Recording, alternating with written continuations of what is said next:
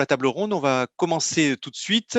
On a le plaisir d'avoir avec nous donc Julien Gallienne. Bonjour Julien. Bonjour à toutes et tous. Voilà, vous êtes chef de projet énergie renouvelable et efficacité énergétique,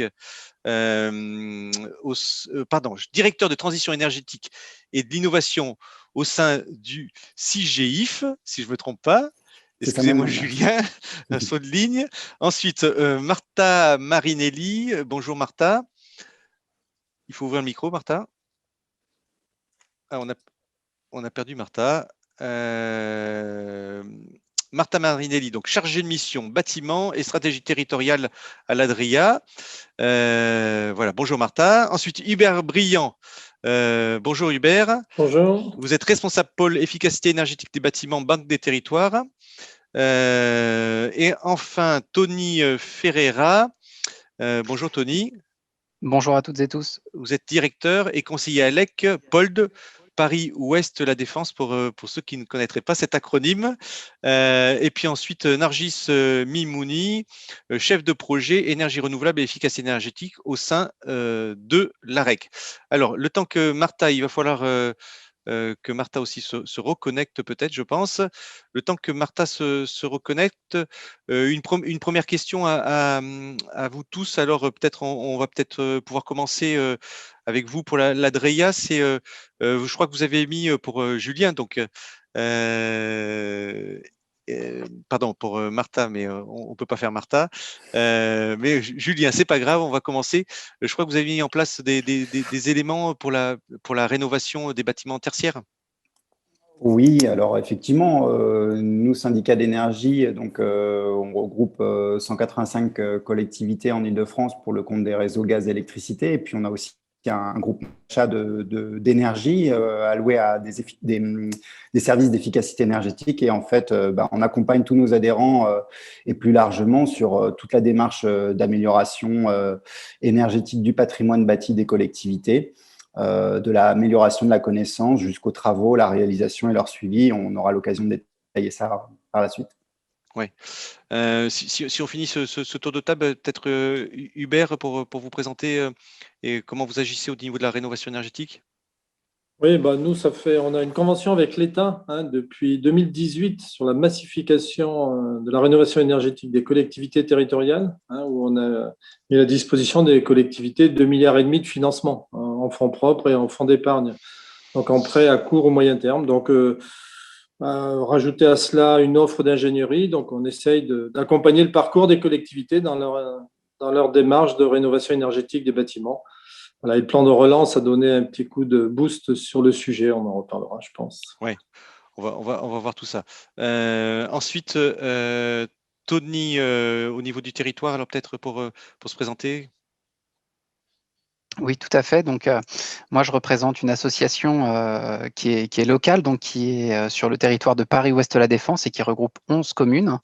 Et voilà, association qui a été créée, qui est assez récente, qui a été créée en 2018 par le territoire et donc par ses communes membres, en partenariat avec l'ADEME et la métropole du Grand Paris. Et voilà, on est là effectivement pour accompagner alors notamment les particuliers et les copropriétés, mais également les collectivités et notamment le petit tertiaire dans la rénovation énergétique des bâtiments. Donc voilà, on pourra détailler effectivement ces éléments-là par la suite. Voilà. Et Martha, alors peut-être pour vous présenter, on avait la vidéo qui était coupée. Oui, désolée, il y avait quelques problèmes de connexion. Donc, bonjour à toutes et à tous, je suis Martha Marinelli, chargée des missions bâtiments et stratégie territoriale au service de politique et des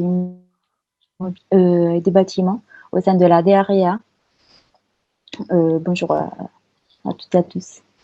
Voilà, on a rejoint Nargis, je vais vous renommer Nargis, vous avez usurpé le nom d'une personne pour vous connecter.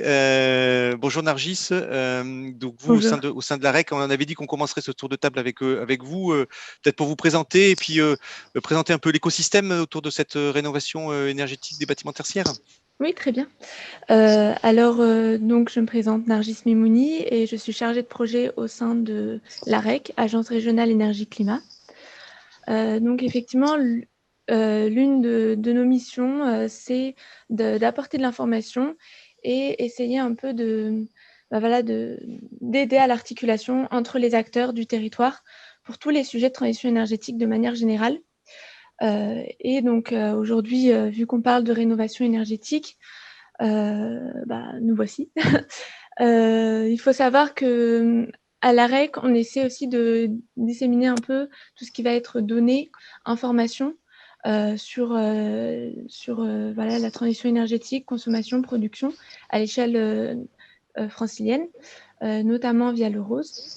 Et donc, si on repart un peu de manière un peu générale pour présenter l'Île-de-France, c'est vrai que le parc bâti représente 60% des consommations d'énergie du territoire et 49% des émissions de gaz à effet de serre.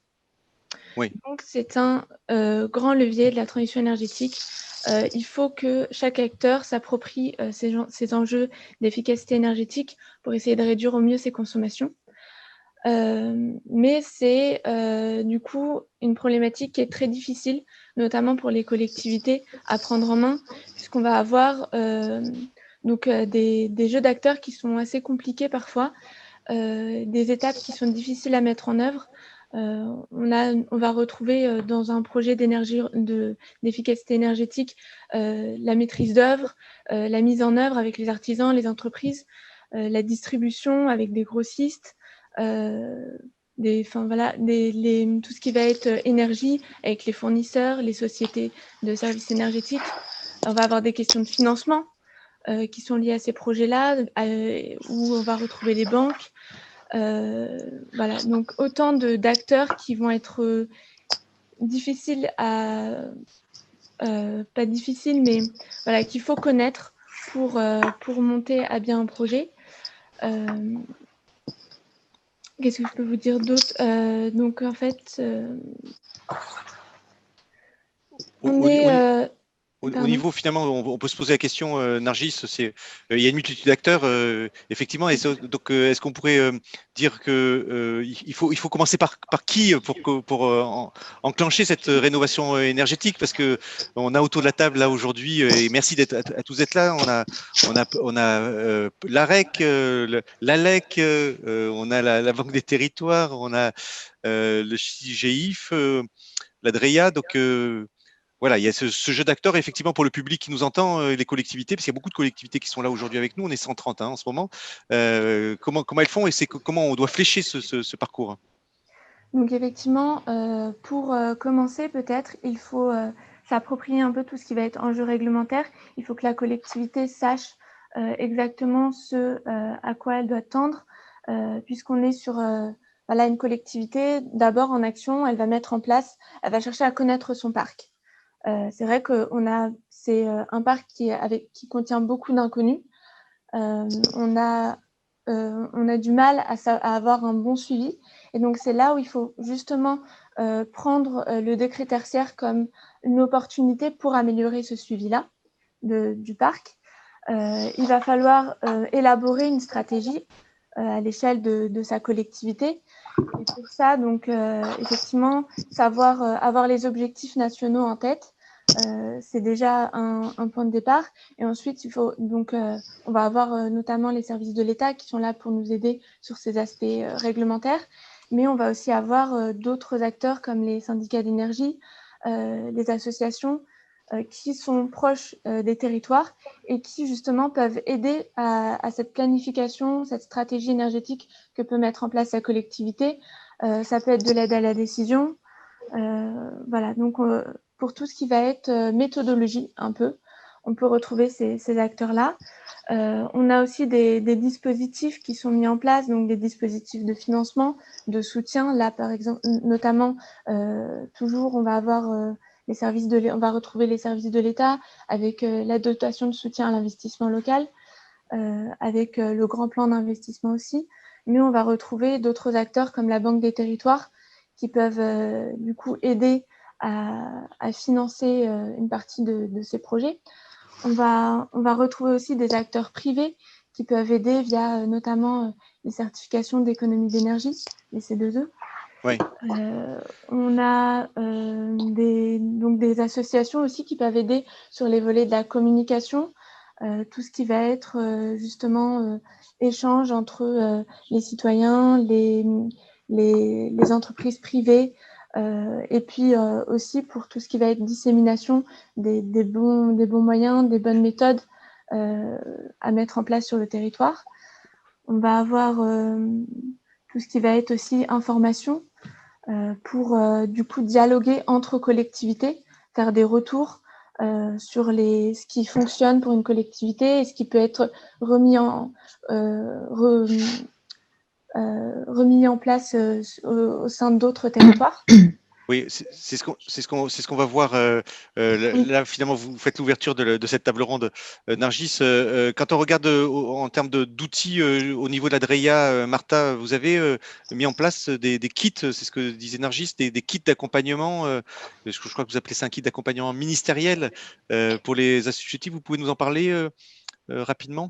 Oui, c'est ça. C'est pas tout à fait la DRIA, c'est vraiment le ministère de la Transition écologique Ouais. qui a développé plusieurs outils d'accompagnement opérationnel. Donc, tout d'abord, en ce qui concerne pour accompagner la mise en œuvre du dispositif éco-énergie tertiaire, une obligation réglementaire engageant les acteurs du tertiaire, public et privé, vers la rénovation énergétique et issue du décret tertiaire.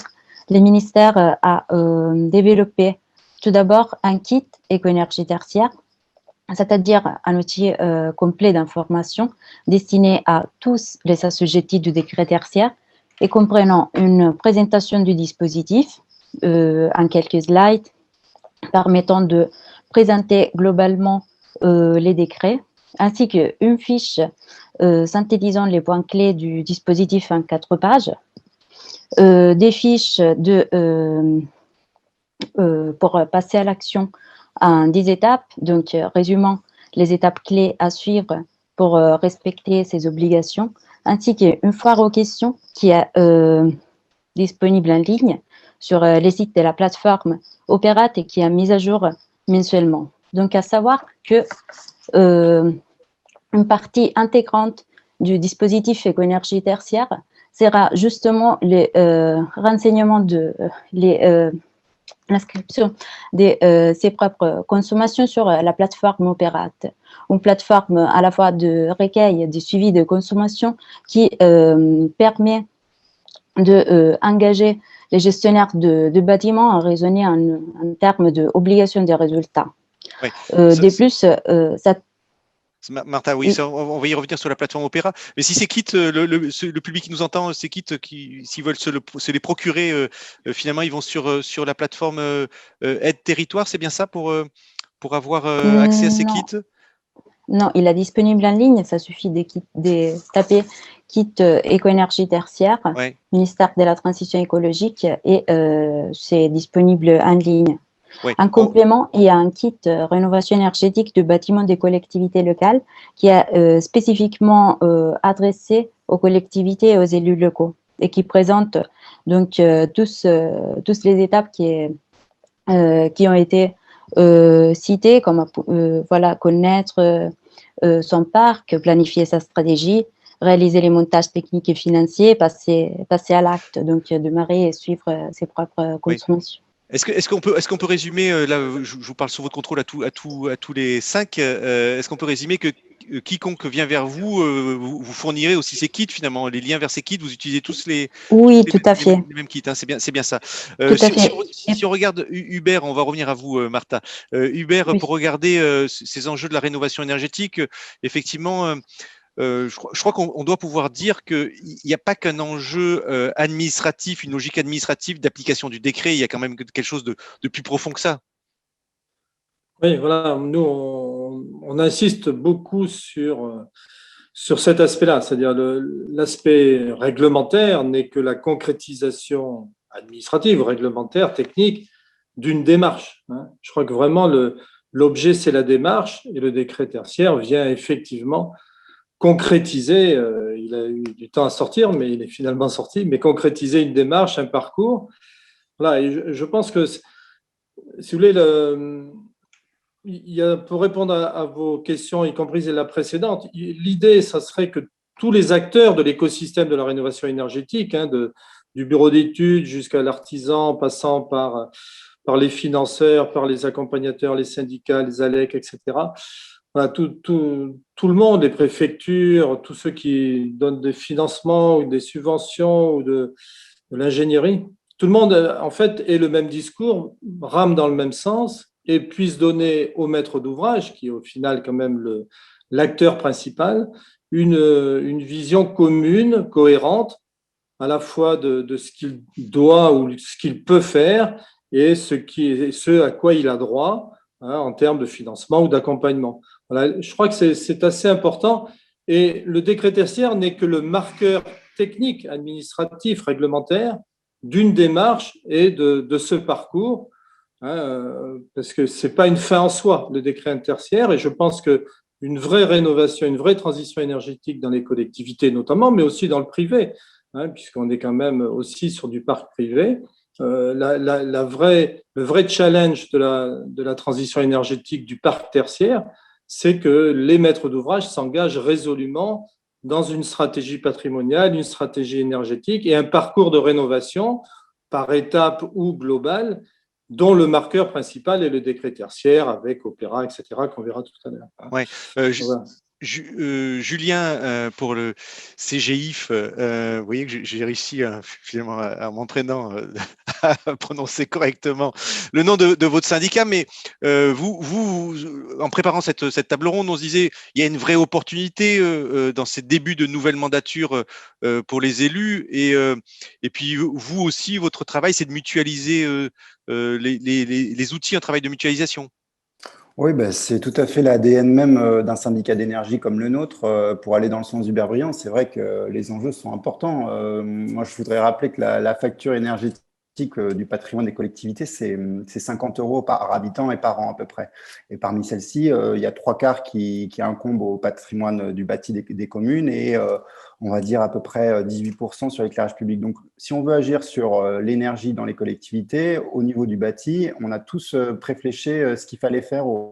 C'est la rénovation du bâti. C'est pas anodin que votre conférence s'intitule Décret tertiaire et collectivité, parce qu'effectivement, d'une obligation par un décret de juillet 2019 et puis cette obligation avec différentes échéances 2030, 2040, 2050, il y a possibilité avec un début de mandature comme on est un peu dans cette phase actuellement depuis mi-2020, d'embarquer à la fois une ambition politique de la part des élus locaux et puis un alignement des services pour répondre à ces enjeux-là, et avec un alignement des planètes malgré tout, une crise sanitaire qui a été compliquée, mais le fait qu'un plan de relance de la France avec un alignement aussi des collectivités de plein de parties, y compris le CIGEF avec un plan d'aide exceptionnel, permet d'aller chercher des financements à la fois en investissement et puis aussi sous une forme de fonctionnement quand on travaille sur l'intracting, c'est un petit peu ce genre de sujet qu'on discute, de pouvoir accompagner les collectivités sur la rénovation. Et à chaque échelle que mentionnait Nargis tout à l'heure, de la connaissance du patrimoine, quel est notre patrimoine, ce sur quoi on doit agir, combien consomment les bâtiments, comment prioriser les actions, parce qu'on ne peut pas attaquer de front cette montagne par tous les bouts. Il faut prioriser les actions, les bâtiments les plus énergivores, en euros par mètre carré par an ou en usage, en rythme d'usage, etc. Eh bien, on peut définir une stratégie patrimoniale en lien entre les services et les élus pour répondre aux besoins des usagers. Ça peut être sur 4 axes essentiels selon moi: les bâtiments eux-mêmes, l'enveloppe des bâtiments, les équipements, en particulier les équipements thermiques, la chaufferie, tous les équipements de ventilation, de climatisation et autres. L'exploitation, c'est-à-dire que même si on a des équipements performants, eh bien, il faut les suivre et les maintenir dans le temps avec des opérateurs qui sachent année après année, saison de chauffe par saison de chauffe, suivre leurs équipements.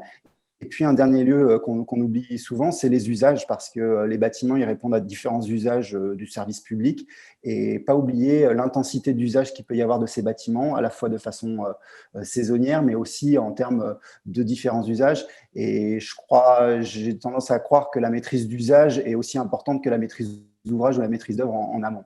Oui, pour l'ALEC POLD, Tony, finalement, puisque la conférence est centrée, c'est ce qu'on a voulu faire, c'est Paris, Petite Couronne Ouest, Tony. Donc il y a une spécificité sur le territoire. Est-ce que toutes les communes se sont emparées du sujet à la même vitesse? Alors, toutes les communes s'emparent du sujet, pas forcément à la même vitesse. On voit en tout cas que sur le territoire de Paris-Ouest La Défense, effectivement, il y a plusieurs niveaux d'acculturation à cela. Il n'y a pas les mêmes moyens d'une commune à l'autre, entre une petite commune et une commune un peu plus grande. Le territoire de Paris-Ouest La Défense, ça va de Vaucresson avec 9 000 habitants jusqu'à Nanterre avec 90 000 habitants. Donc on voit qu'il y a de grandes différences entre deux collectivités, pourtant d'un territoire déjà très proche de Paris, globalement très dense et qui pourrait sembler être assez similaire. En fait, on a pas mal de disparités. Donc bien entendu, on ne part pas du même niveau et ceci étant, c'est pour ça qu'il est important que les collectivités, mais aussi les autres acteurs concernés par la rénovation dans le tertiaire, hein, les bureaux, les commerces, etc., aient à disposition en fait des outils, des acteurs pour les aiguiller, les accompagner. Donc, ce qui est intéressant de voir, c'est que voilà, là, on a un amoncellement d'acteurs qui travaillent à plusieurs échelles et qui vont venir s'imbriquer les uns les autres pour orienter tous effectivement vers la rénovation énergétique du bâtiment et vers la maîtrise des consommations d'énergie. Donc, je rejoins tout à fait ce qui a été dit préalablement. Quand vous dites amoncellement d'acteurs, Tony, vous parlez de vous tous finalement. C'est chacun à son niveau. Vous avez la même logique, mais vous êtes une clé d'entrée différente, mais finalement la méthode restera la même. Alors en fait, on est une clé d'entrée différente et puis on va pas forcément intervenir sur les mêmes sujets ou de la même manière. Nous, par exemple, à l'ALEC, on a un outil de proximité et on vient beaucoup pour accompagner notamment les collectivités, par exemple, dans les questions du quotidien, dans par exemple, la structuration de l'action à réaliser.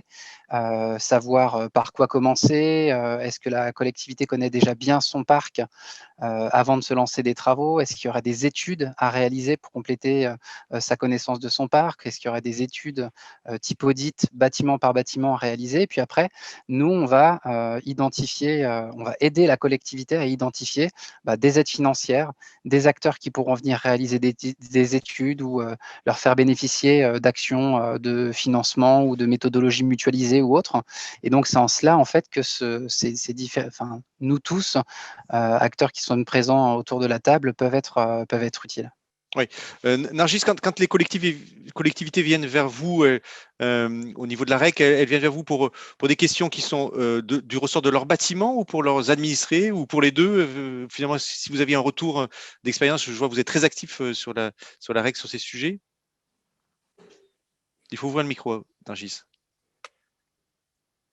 Excusez-moi. Alors, effectivement, on a plusieurs questions. C'est vraiment, enfin, on traite plusieurs volets sur ce sujet-là. À la fois, effectivement, tout ce qui va être patrimoine public, donc le patrimoine qui est géré par la collectivité, mais aussi, on va avoir des questions sur les administrés, comment les sensibiliser, ou même parfois, entre acteurs, on dialogue aussi, et donc les questions ou les problématiques que rencontrent les collectivités nous sont remontées par d'autres acteurs. Et nous, on essaie ensuite d'informer, que ce soit les structures institutionnelles ou essayer de remonter les problématiques et les besoins pour essayer d'adapter d'un point de vue réglementaire ou d'un point de vue dispositif les solutions qui peuvent être proposées ensuite aux collectivités. Ouais. Ce qu'on voyait, Hubert, c'est que je crois que vous avez fait une étude d'ailleurs là-dessus qui a été publiée à la Banque des Territoires, c'est que le frein en termes de, c'est pas un frein financier finalement, même c'est qu'il y a d'autres freins qui sont plus prégnants, notamment au niveau des collectivités. Voilà, vous avez ouvert le micro. C'est pas qu'un manque d'argent. Alors donc ça c'était la première question que je voulais vous poser, puisque j'en pose la deuxième en même temps. C'est aujourd'hui où est-ce qu'on en est? Est-ce qu'il y a des dotations particulières avec le plan de relance? Oui, en fait, alors, sur les freins, on en a fait des pages et des pages. Donc, sans être trop long, moi j'en retiens quelques-uns. Allons-y. Voilà, ils sont, vous verrez, d'ordre sociologique, économique, juridique, financiers, techniques. Hein, ils sont de différents ordres. Et en fait, c'est ce faisceau de freins qui bloque un peu le passage à l'acte. Et donc, d'où l'intérêt que tous les acteurs de l'écosystème déverrouillent tous ces freins les uns après les autres pour que, in fine, on arrive à faire une rénovation assez massive, si je puis dire, ou en tout cas efficiente. Il y a les aspects sociologiques déjà. Inaugurer une chaudière, c'est pas très sexy, si vous voulez. Vous voyez, les élus, ils préfèrent inaugurer un bâtiment neuf. Bon, si vous voulez, c'est pas très valorisé de rénover des équipements thermiques. Vous voyez ce que je veux dire? Et la gouvernance, c'est un sujet quand même technique, hein, qui est un peu réservé à des initiés. C'est pas évident l'appropriation, hein, de ce sujet. Et souvent, il y a une sorte d'ambiguïté entre rénovation énergétique et rénovation tout court. Hein. Et donc, voilà, je pense qu'un élu est plus sensible à la rénovation de son parc, d'autant qu'il y a des éléments réglementaires, des éléments réglementaires comme l'accessibilité ou la sécurité qui doivent rentrer en jeu, sans parler de la qualité de l'air ou autre. Hein. Donc, le confort des habitants ou en tout cas des usagers des bâtiments est aussi important que la chaleur ou le froid qu'il fait. Vous voyez, donc, en plus, là, c'est un peu sur l'aspect financement. Vous traversez la rue, vous allez voir une banque, elle vous fait un prêt. Hein, les collectivités qui ne sont pas trop mal notées trouvent des prêts assez facilement. La banque vous n'éco-conditionne absolument pas ce prêt. Vous voyez. Ouais. Donc, voilà, donc c'est pas encore passé dans les mœurs, si je puis dire. Hein. Pour les particuliers, c'est pareil, entre parenthèses, sauf pour le PTZ. Voilà, et puis, je dirais, il y a un aspect assez technique qui est lié à la comptabilité publique. C'est la séparation entre dépenses de fonctionnement et dépenses d'investissement, qui fait que, si vous voulez, dans le monde public, que ce soit l'État, les collectivités, les universités, etc., il n'y a pas à part les organismes HLM, curieusement d'ailleurs, il n'y a pas de vraie stratégie patrimoniale au sens comptable. Hein, il n'y a pas de PGR, il n'y a pas de provision pour grosses réparations, il n'y a pas de dotation de GER. Le monde public finance ses investissements par des dotations, en levant l'impôt, hein, ou en finançant ses investissements d'année en année. Hein, donc, la difficulté de la pluriannualité des investissements. Et pourquoi? Parce qu'effectivement, il y a cette séparation. Et bon, nous, vous savez, on a beaucoup milité pour que l'intracting puisse se développer en France. C'est quoi l'intracting? L'idée, c'est vraiment cette notion de coût global qu'on retrouve dans les marchés de partenariat aussi.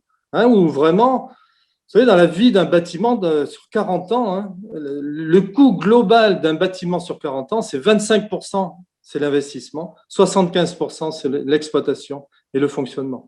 Donc, si vous voulez, les dépenses d'énergie sont fondamentales et les dépenses d'entretien des bâtiments sont très importantes par rapport à l'investissement de départ. Et donc, le fait même analytiquement, de faire en sorte que on rénove des bâtiments en fonction de l'énergie qu'elles consomment avant et qu'elles vont moins consommer après.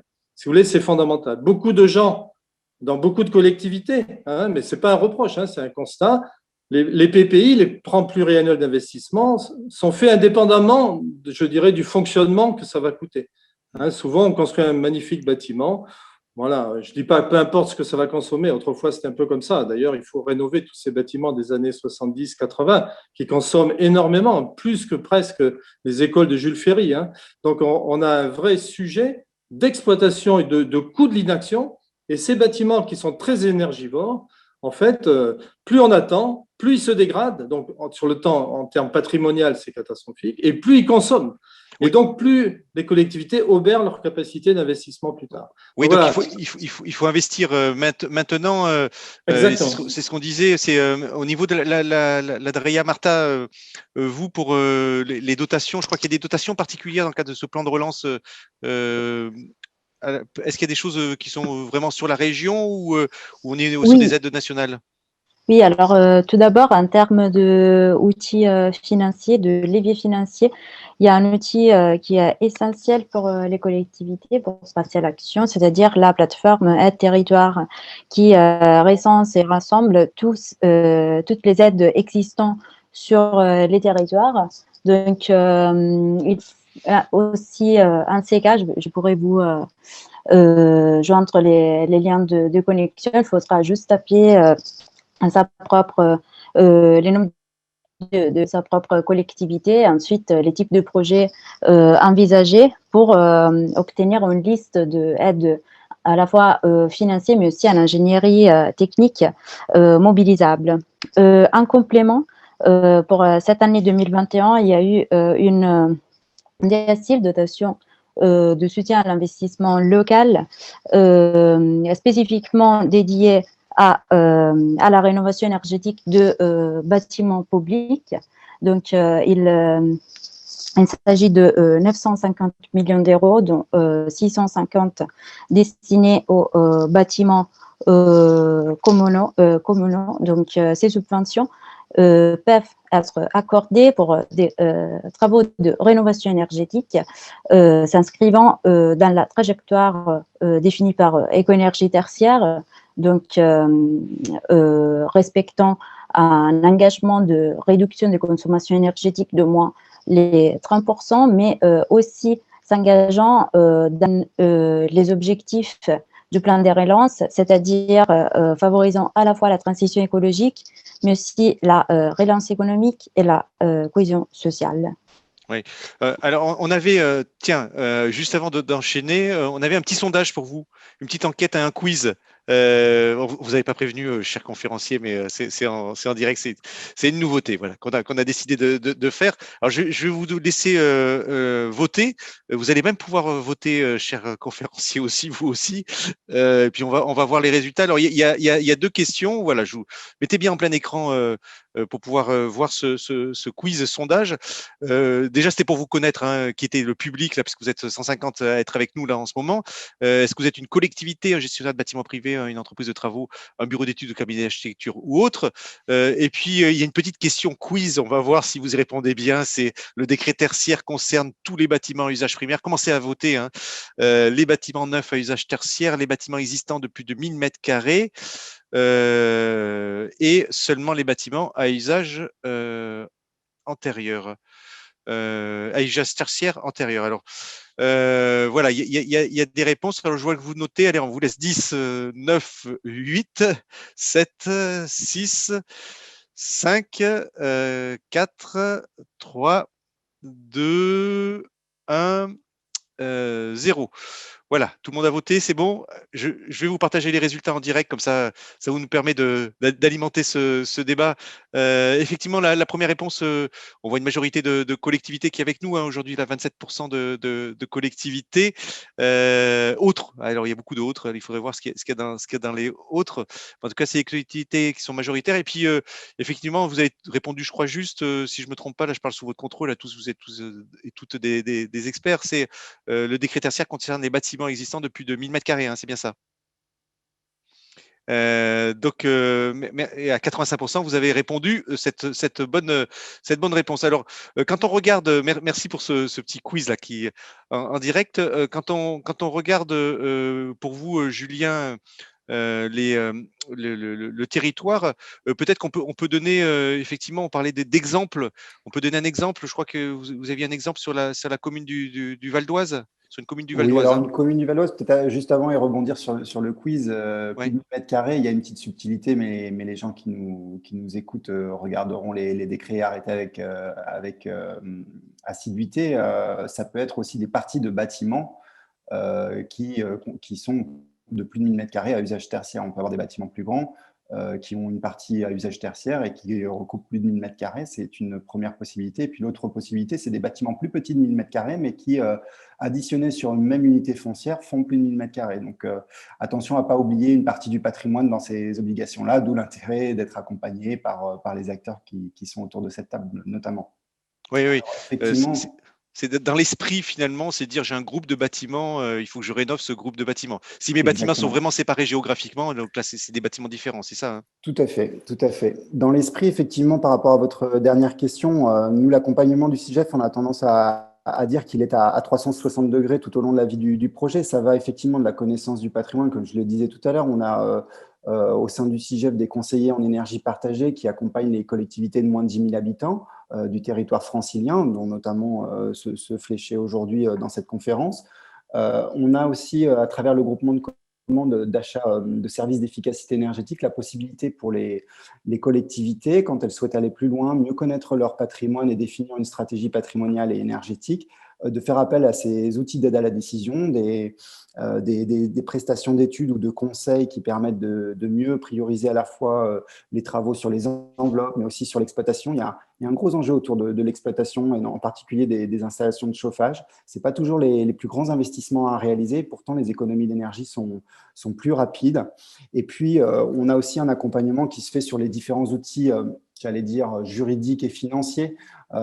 Côté financier, ça peut être les outils qu'on commence tous à connaître dans les collectivités, mais qui sont parfois sous-utilisés, les certificats d'économie d'énergie. Pour prendre cet exemple-là, on a un dispositif commun entre le CIPEREC et le CIGEF, par exemple, pour accompagner les collectivités franciliennes et valoriser leur démarche de C2E, certificat d'économie d'énergie. Il y a des plans d'aide, je vous l'ai dit tout à l'heure, du CIGEF d'une part. Nous, sur cette année, on a 1 million d'euros à attribuer au niveau des collectivités, en plus de ce qu'elles peuvent aller chercher, comme Martha l'indiquait tout à l'heure, autour de la décile ou autre.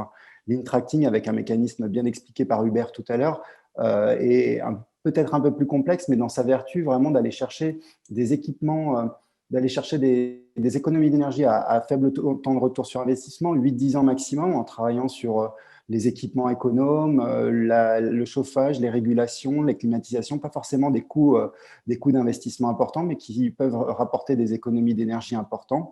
Et puis, quelque chose qu'on n'a encore pas bien activé, mais qui sera dans les prochains chantiers, c'est peut-être aussi le suivi des travaux pour aller plus loin pour certaines collectivités qui seraient sous-dotées en moyens humains dans leur collectivité pour suivre ces travaux. Il y a une possibilité, une petite ouverture qui a été indiquée dans une des dernières lois sur l'énergie et le climat, celle de novembre 2019, qui offre la faculté à des syndicats d'énergie, notamment, de pouvoir porter des travaux en direct ou indirectement. Donc, il y a toutes ces possibilités-là. Oui. Et à titre d'exemple, effectivement, pour une commune de Val d'Oise, je ne vais pas la citer, je ne vais pas demander son autorisation, mais ce n'est pas le nom qui est intéressant, mais plus la démarche. En 2019, on a travaillé avec cette collectivité, elle est toujours en cours de démarche autour de l'in-tracting, justement, à tel point que ça a tellement bien pris et les élus comme les techniciens de cette commune ont pris la mesure de cette démarche très intéressante de l'in-tracting, c'est-à-dire valoriser à terme les équipements, les économies de fonctionnement à réinjecter dans le budget d'investissement initial. C'est une collectivité qui avait fait préalablement 18 audits pré-diagnostiques de bâtiments. Dans ces 18 bâtiments, il y en avait 15 qui étaient intéressants dans le périmètre de l'in-tracting. Ce sont des bâtiments essentiellement qui ont été construits avant 1980.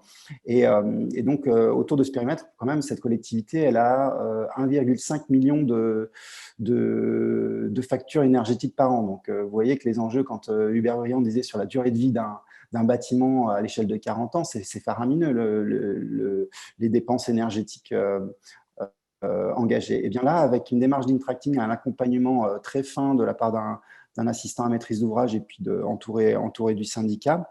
Alors, c'est une année un peu exceptionnelle. On n'a pas beaucoup de retours d'expérience à long terme, mais on va suivre ça année après année. Mais au début de l'année 2020, avec la crise sanitaire, le confinement, il y a quand même des effets aussi autour du confinement. Mais entre la démarche in-tracting et le confinement, sur le premier semestre, cette collectivité a économisé 53 000 euros de factures énergétiques grâce aux équipements mis en place, la régulation, toutes ces différences. En pourcentage, ça représente, vous avez une je vous l'ai dit, ça, alors je n'ai pas fait le calcul, les auditeurs pourront le faire, 53 000 euros sur un semestre, donc à peu près 100 000 euros à l'échelle de l'année, versus 1,5 million de factures au niveau de la collectivité elle-même. La collectivité elle-même, c'est plus de 15 bâtiments. Là, on est sur un périmètre de 15 bâtiments engagés dans la démarche in-tracting. Il y a aussi un enjeu de priorisation autour de bien cercler le périmètre de travail. Mais ça représente quelque chose de significatif. Et surtout, ce pourcentage-là, il va être cumulé chaque année. Ces économies-là, c'est du capital qui va pouvoir servir à rembourser les investissements initiaux. Voilà. Donc, c'est 480 mégawattheures de PCH chauffage qui ont été économisés sur un semestre. C'est quand même significatif et on espère que même en période normale, hors Covid, on verra ces bonnes économies toujours effectives. Oui, au niveau il y a une question, une remarque, là je parle pour Martha, il y a un observatoire des CPE. Alors les CPE, c'est les contrats de performance énergétique. Je crois que il y a un lien qui a été mis pour le public par la DREA Delaunay. Voilà, c'est le nom de la personne. Martha, vous pouvez nous en parler en 2 minutes? Oui, en effet, c'est un des dispositifs, un des leviers opérationnels et financiers qui peut être mobilisé donc, pour effectuer des économies d'énergie au sein d'un bâtiment. Donc, il s'agit en gros de financer les travaux de rénovation énergétique via les économies d'énergie. Donc, c'est un petit peu les mêmes principes de tracking. Et ça permet donc de autofinancer les, les travaux de rénovation énergétique via voilà, les économies réalisées.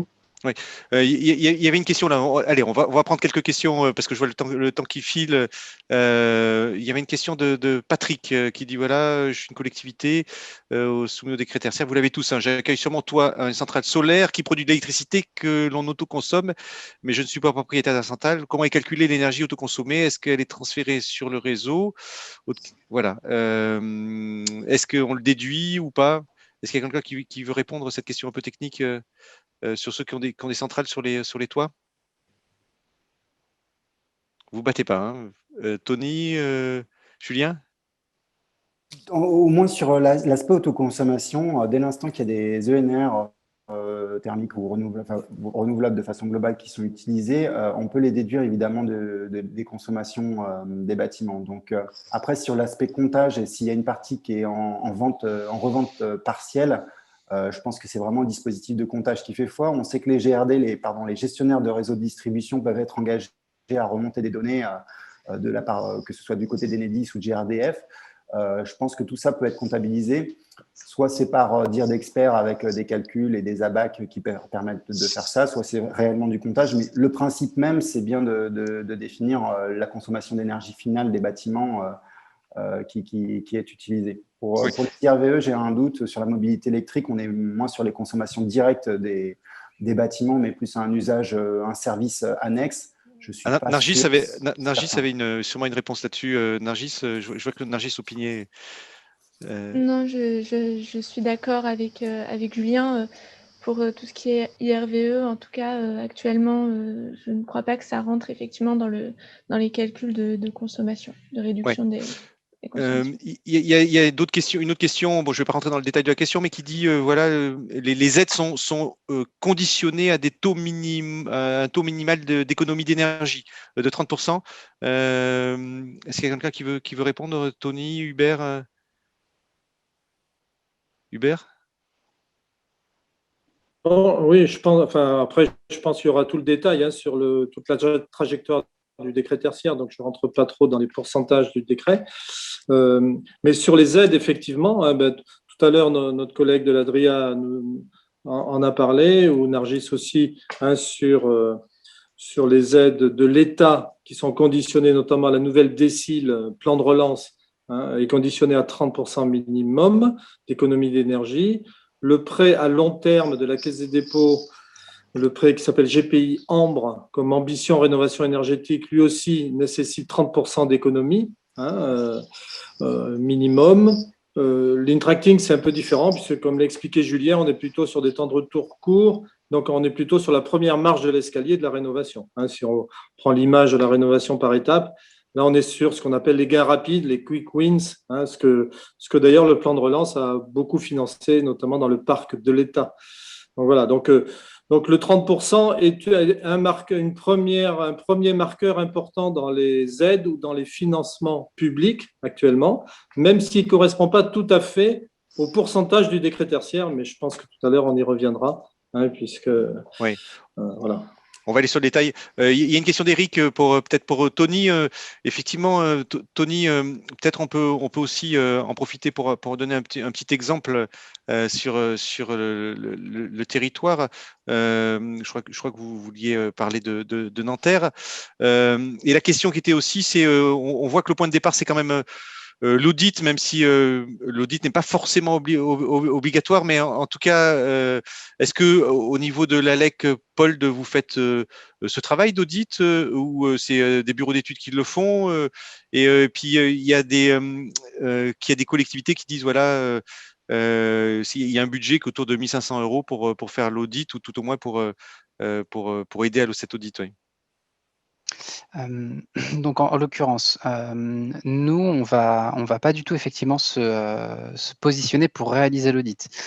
C'est quelque chose d'intéressant de réaliser un audit à l'échelle d'un bâtiment. Ça permet justement d'avoir un état des lieux et de savoir quels sont les travaux qui pourraient être performants, qui pourraient être envisagés de réaliser.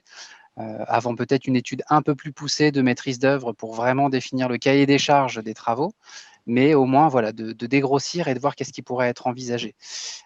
Nous, on ne se positionne pas là-dessus, on va plutôt effectivement orienter vers, par exemple, des bureaux d'études qui peuvent le réaliser.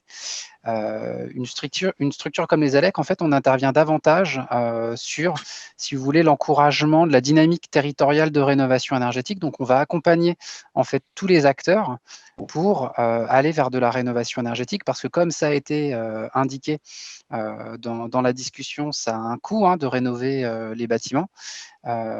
Ceci étant, la rénovation énergétique, non seulement elle répond effectivement à des enjeux, que ce soit environnementaux ou de confort d'usage, etc., mais elle répond aussi à un intérêt économique, comme ça a pu être évoqué, c'est-à-dire qu'un bâtiment, de toute façon, ça doit être entretenu, et la rénovation énergétique, elle permet d'avoir un retour sur investissement, ce qui n'est pas le cas d'une rénovation simple qui n'embarquerait pas de volet énergétique.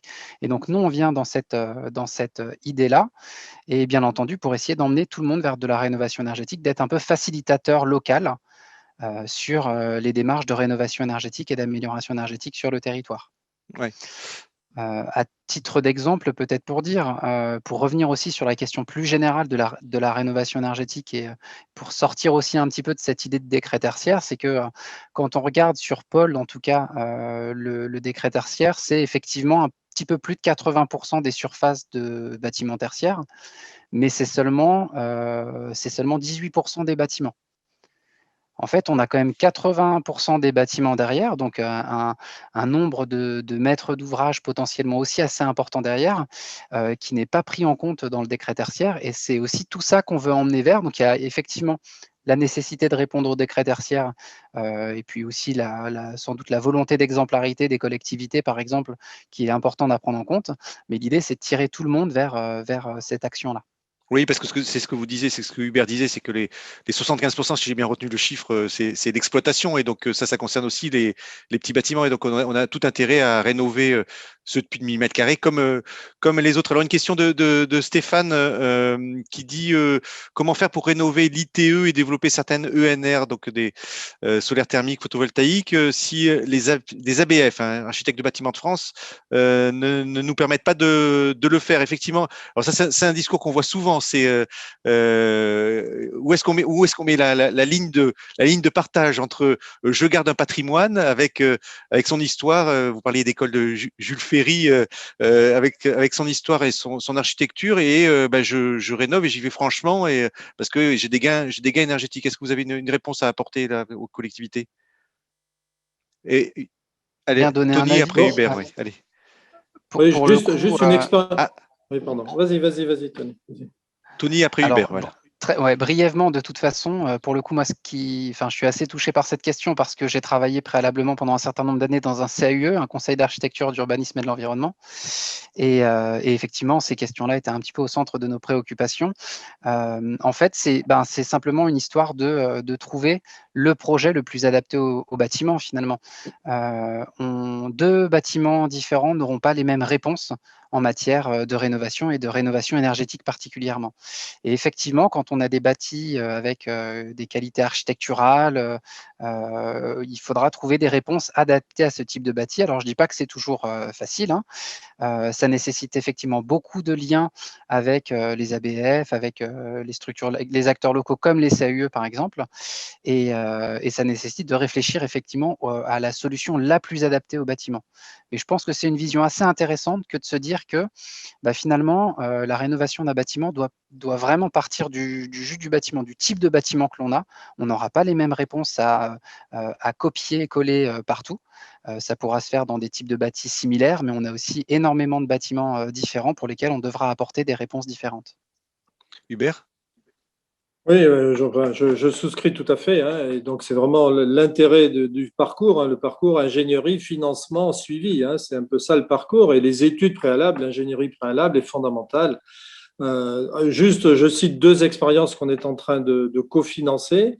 Une avec l'association Sites et Cités Remarquables, qui est une association de France, hein, qui est une association qui regroupe la plupart des villes qui ont des sites historiques.